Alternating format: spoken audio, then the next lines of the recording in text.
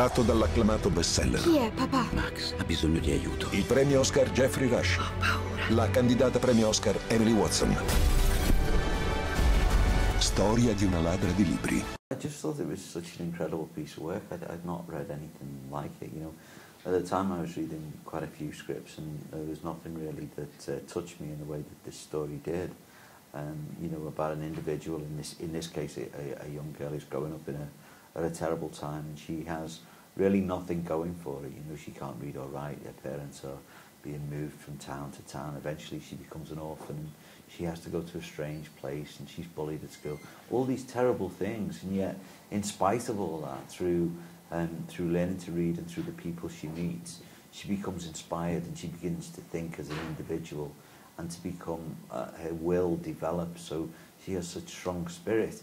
And so, first and foremost, I thought that was a great story, an inspiring story that many people would feel that if someone has a life so bad, yet they can still make something of it, then that's a message for all of us.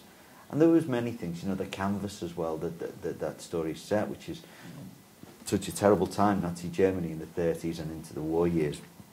And also the fact that it's narrated by death, but not death as we expect, not a dark, menacing, threatening death, but someone who's quite charming and quite witty and quite wry and quite funny, and so it touched me on many levels. Also because it's about the Second World War, that it's actually something that we are really relate to.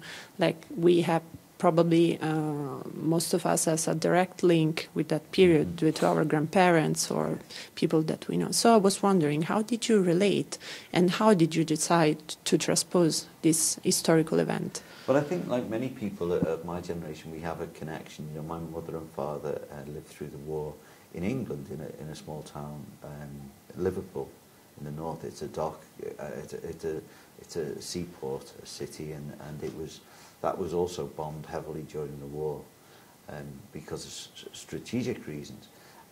But you know, when I first read the script and the novel, I felt that the canvas on which it set this small community, who, at least to begin with, are ordinary people, I could relate to that, because to my own youth, when I grew up, and we grew up in a small house, and it was a community that had lots of characters, but there was a warmth about the community.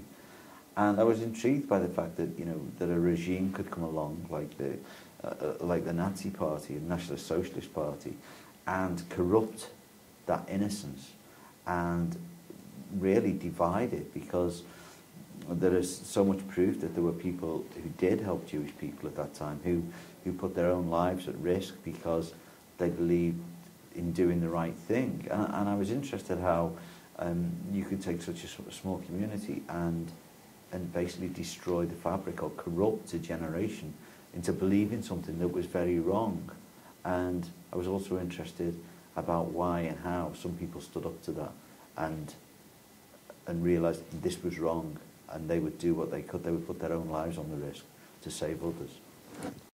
Is there any difference between the book and the movie? The story? I think, no, the story's the same, because I think any director that takes upon an adaptation does so because they like the original material. And there wasn't any great desire to change anything. It was really about making it a 580-page novel work in 2 hours of cinema. So, you know, that was the difficulty. We never sought to change anything, and indeed, you know, I've spoken to Marcus many times since, and we both feel that, you know, the heart and the spirit of the novel is there in the film. There's some ways that the story needs telling slightly differently because it's a film, because it's not a novel. But generally, you know, the feelings, the intentions, and the heart and spirit are the same in both. Liesl Poirot's book, To Save the Culture. So nowadays, which book would you like to borrow to save from for the future? Right now, I think, well, perhaps not for me, but I think The Book Thief itself is a great book for teenagers to read and to begin to be inspired to see the world in a different way. Knock, knock.